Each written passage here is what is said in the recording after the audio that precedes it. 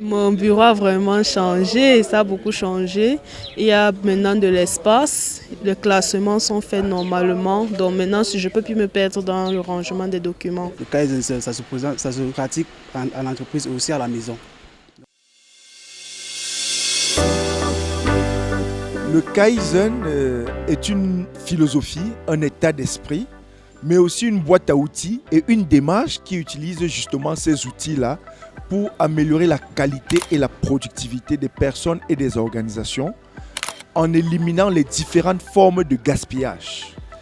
Et quand je parle de boîte à outils, il y a plusieurs outils, dont l'outil premier qu'on utilise pour pénétrer une entreprise, c'est le 5S Kaizen, qui est un des outils du Kaizen. Et le 5S permet donc justement de commencer, d'introduire le Kaizen dans une entreprise.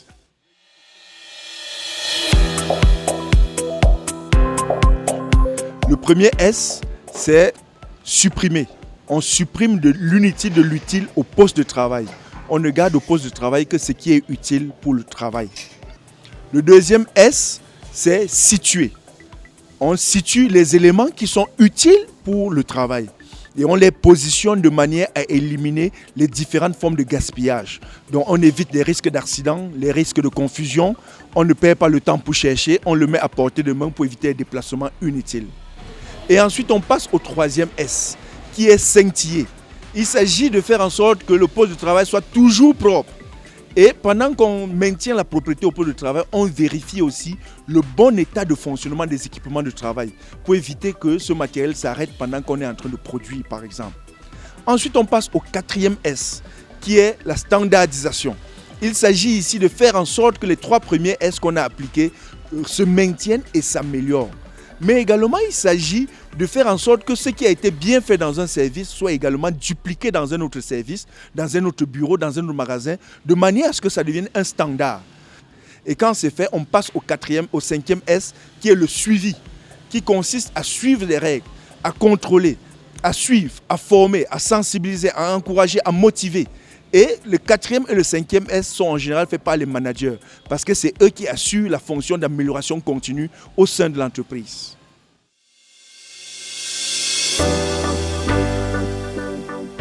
Le Kaizen au Cameroun, c'est un grand rêve. C'est le rêve de l'association des consultants camerounais que nous sommes. C'est également le rêve du gouvernement et le rêve de la JICA, je suppose.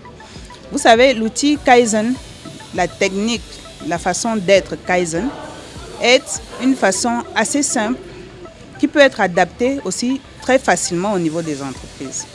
Et au Cameroun, nous avons beaucoup de compétences. Donc notre rêve à l'association, c'est d'utiliser ces multiples compétences-là et utiliser les outils faciles, adaptables que le Kaizen nous apporte pour mettre à disposition des entreprises un soutien technique. Parce que nos entreprises ici au Cameroun, elles ont besoin d'accompagnement. Donc pour nous, le Kaizen ici doit être un outil d'accompagnement dont nous pouvons profiter parce que nous avons déjà les compétences. Mais aussi, ça peut être pour nous la façon de construire un système tel qu'on puisse être un pont entre le gouvernement et les entreprises.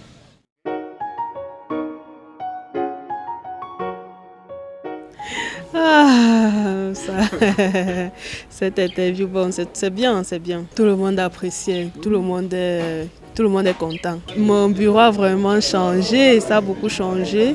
Il y a maintenant de l'espace, les classements sont faits normalement. Donc maintenant, je ne peux plus me perdre dans le rangement des documents. Déjà, il va falloir continuer. Il va falloir continuer parce que ce qu'ils ont fait jusqu'ici est énorme. Et laisser tomber, ça veut dire qu'ils ont perdu le temps ici en fait. Donc nous avons l'obligation de continuer à mener cette activité jusqu'à la fin. Le Kaizen, c'est aussi dans la vie quotidienne. Le Kaizen, ça se pratique en entreprise et aussi à la maison. Donc je lui dirais de prendre soin de lui à la maison, prendre soin de la maison, ranger n'importe quoi à sa place et c'est ce que je lui dirais en fait.